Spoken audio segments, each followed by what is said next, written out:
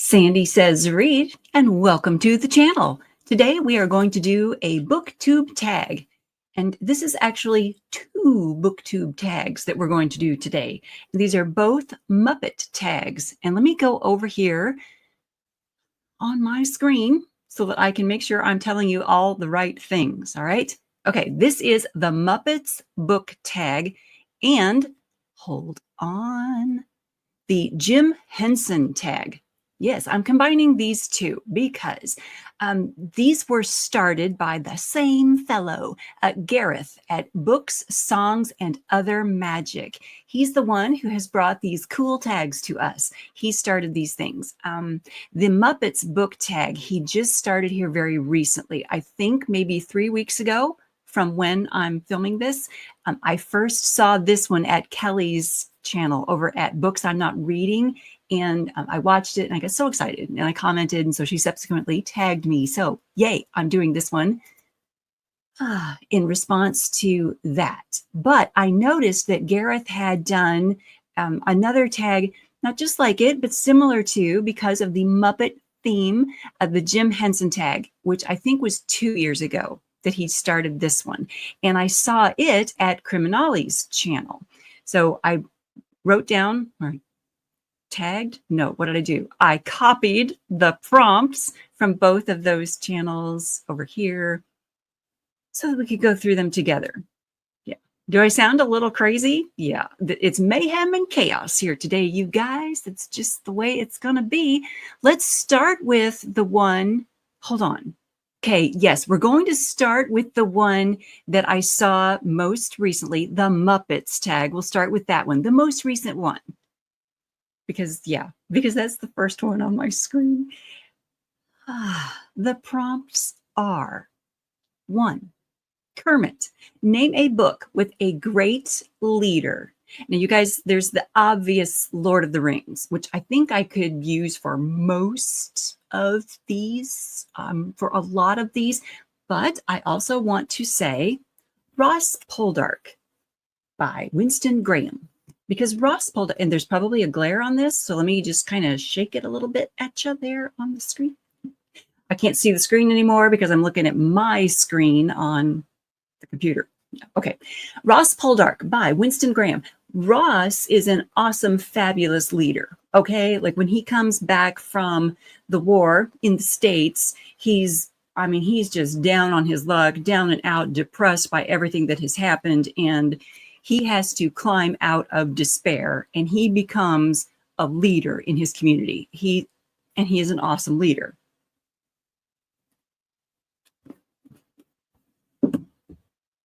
Shall we go on to prompt number 2? Okay. Prompt number 2, Fozzie Bear. Name a book that makes you laugh. You guys, Terry Pratchett's Small Gods. Did I bring a Terry Pratchett book over? No, I did not. I loaned that book to someone and have not gotten it back, which is fine. Fine. Terry Pratchett's Small Gods. That was my introduction to Terry Pratchett. Small Gods was, and I enjoyed it greatly back in the day. Then any of the Patrick McManus, like outdoorsy books, those I can highly recommend, because if you've ever like gone fishing or gone camping or just been outdoors trying to accomplish things in the wild, those books will resonate with you and you will find them hysterical. Prompt number 3, Animal. Name a book that is unpredictable. Okay, we're going to cover that one in the next tag, so let's move on. Number 4, Statler and Waldorf. Name a book that had to win you over. Okay, I've got a couple here that we're going to talk about. I'm going to start with The Castle of Otranto by Horace Walpole. This one kind of had to win me over because as I was getting into it, I just was seeing so many things that felt cliche, but they were not cliche. And I think the book won me over because they were not cliche at the time. This was, I could probably read you the back of this, right? The first supernatural English novel. and one of the most influential works of Gothic fiction. It inaugurated a literary genre that will forever be associated with the effects that Walpole pioneered.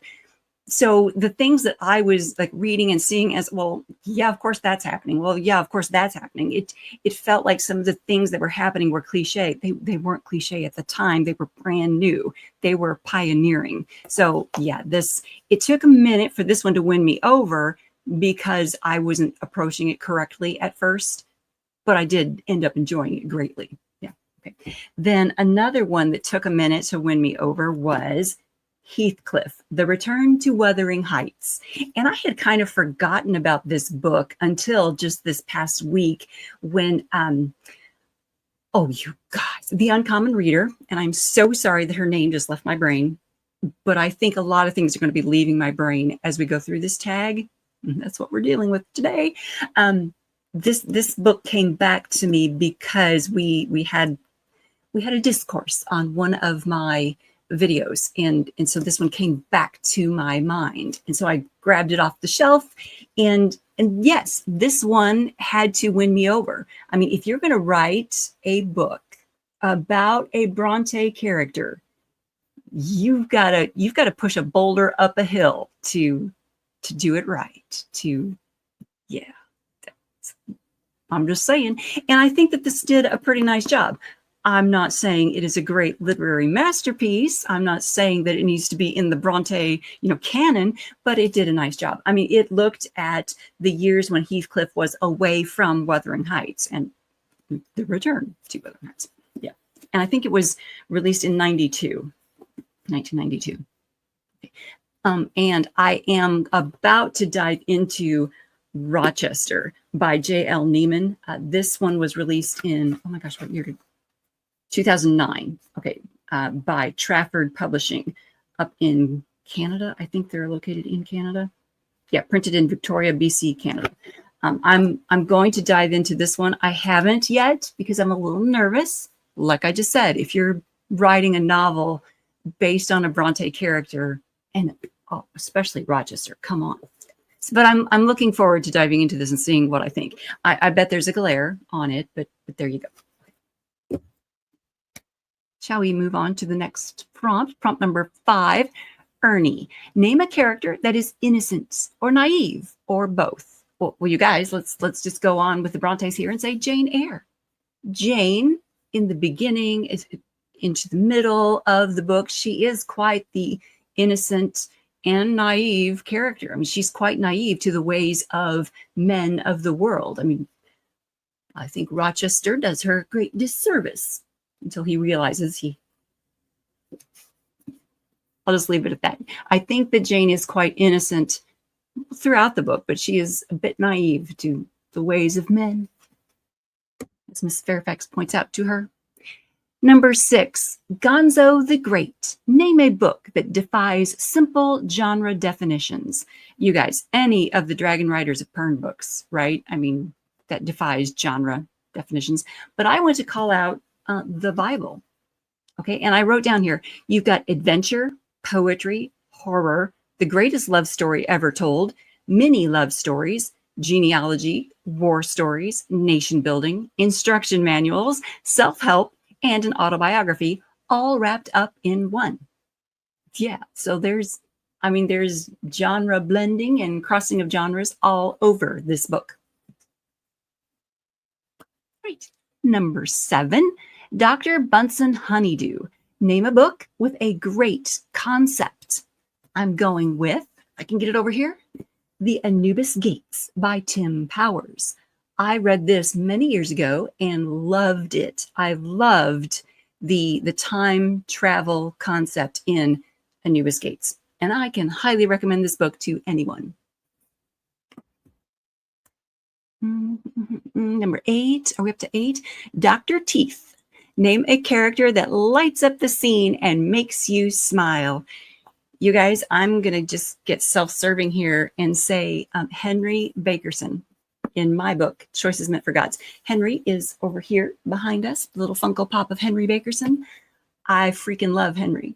He's wonderful. He is this talkative, fabulous character. He's a ruffian sailor who comes back to the estate. I mean, I don't even remember what chapter he comes back in. Is it like 12?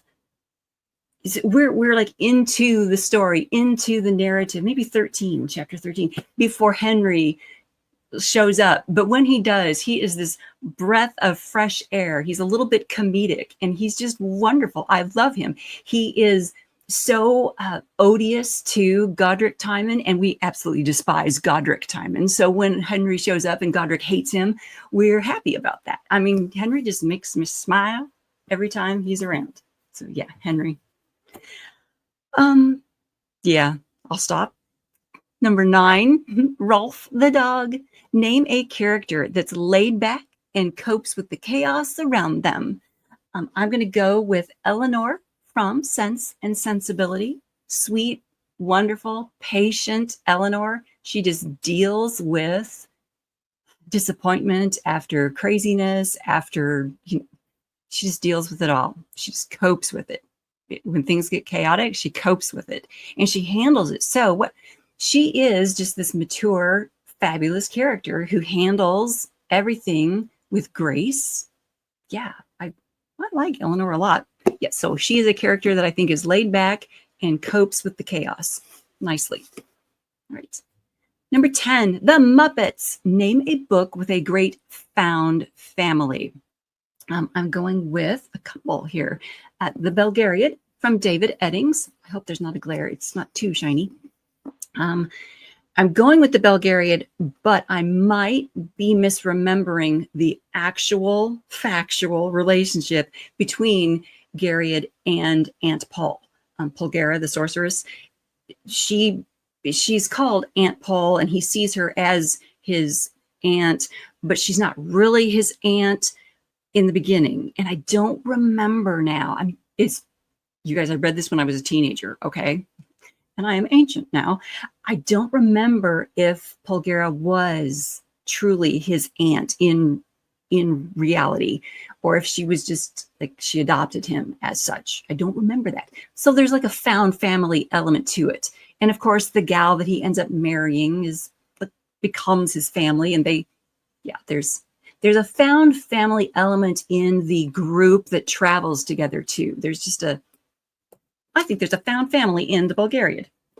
Right. Also, wasn't there also, I mentioned Anne? Yeah, Anne of Green Gables.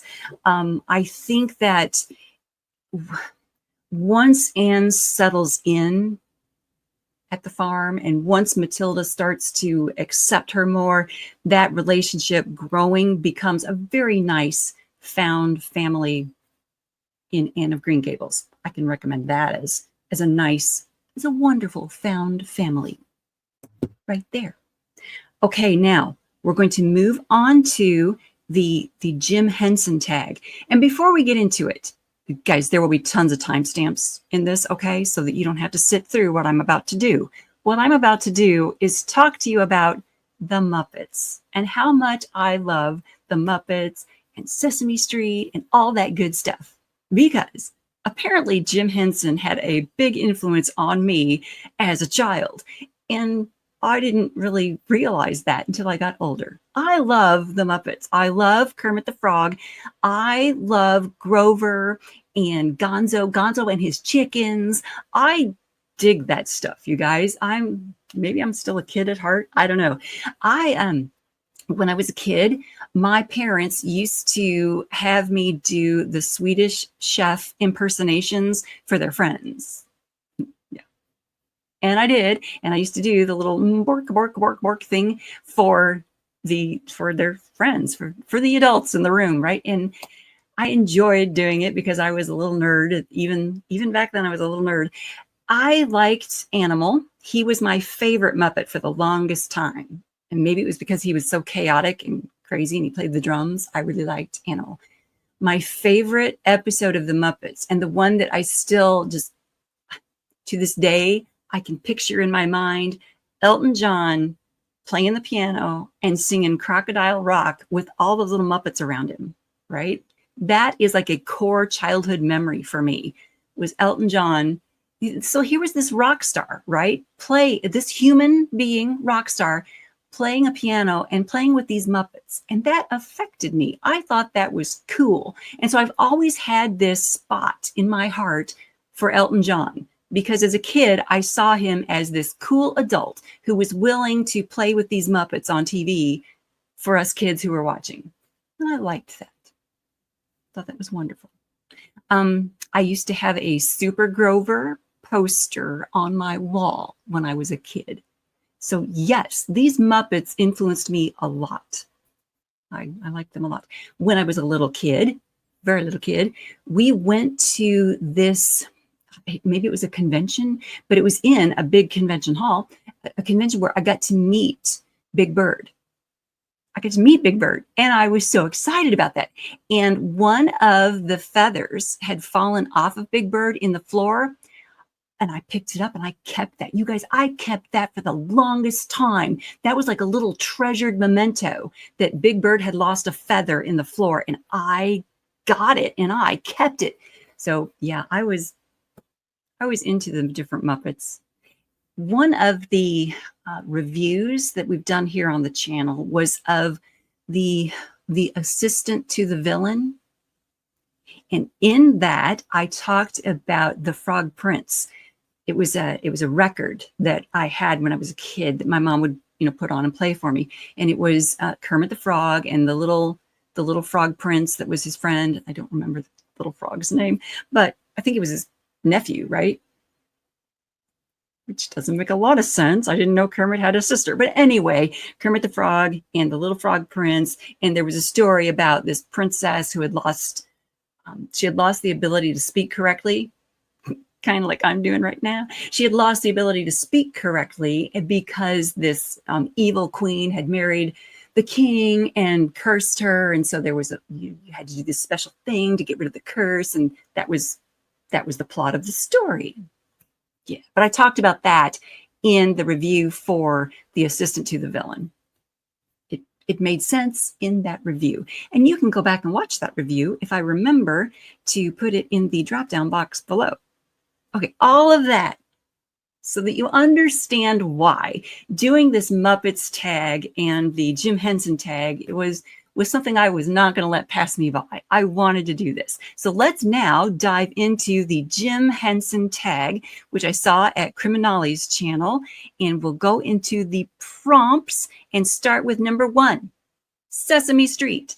Name a book that taught you something. I'm going to start with Only the Paranoid Survive by Andrew Groves. There's probably a glare on it because it's kind of shiny, but I've mentioned this book here on the channel a few times. You guys, we talk about it a lot because it's like my motto in life. Only the Paranoid Survive. I had a boss named Bill Neely back in the late 90s, early 2000s, who recommended this book to me. And yeah, it affected me. Number 2, Muppet Show. Name a book that has an unpredictability in its story. I think that's a lot of them, right? I mean, you've got to have unpredictability. We're going to start talking about Stranger Than Fan Fiction. Not to be confused with the Emma Thompson and Will Ferrell movie Stranger Than Fiction, which I highly recommend. That is a fun movie. But this is Stranger Than Fan Fiction by Chris Colfer. It's a story where a bunch of friends who've like just finished high school, they're getting ready for college and doing like college scholarship applications type stuff.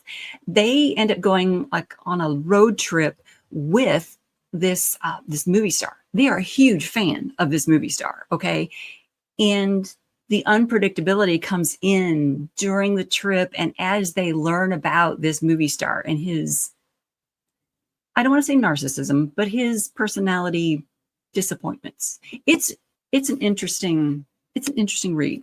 Okay, Stranger Than Fan Fiction.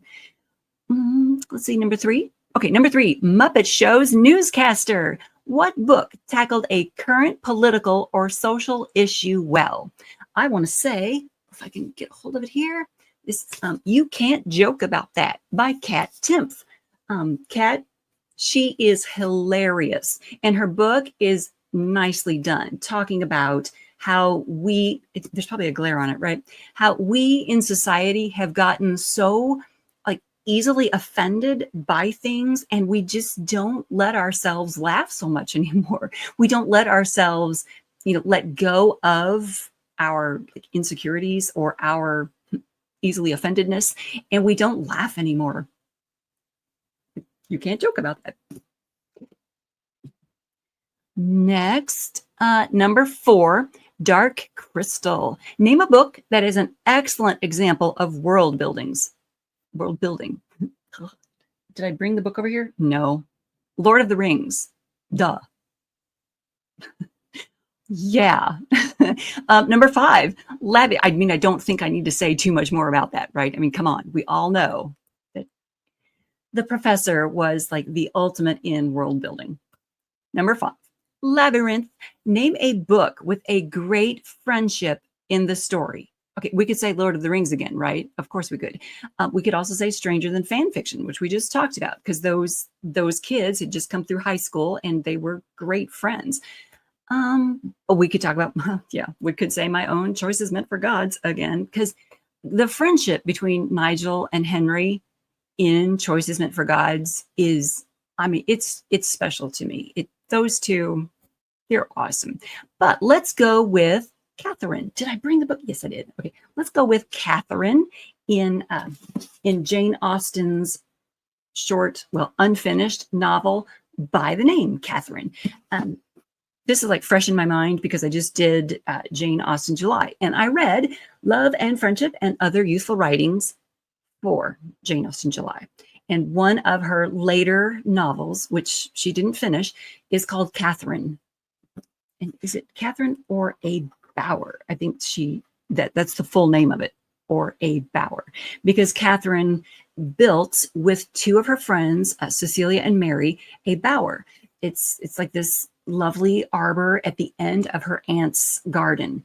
And Cecilia and Mary were just true friends to Catherine in her growing up years, in her adolescence. And as she was maturing, Cecilia and Mary were just really dear friends to her. And even after she is older and Cecilia and Mary have to move away, their parents die, all right? And so they have to move away. Even after they have moved away, she exchanges letters with them. And there's just this good friendship between those 3, or among those 3, that I saw in the novel. That's not the focus of the novel at all. And Catherine, in fact, turns into this just very flighty, almost improper young lady, as some of Jane Austen's characters are wont to do. But that friendship I saw in there was very nice. I liked that.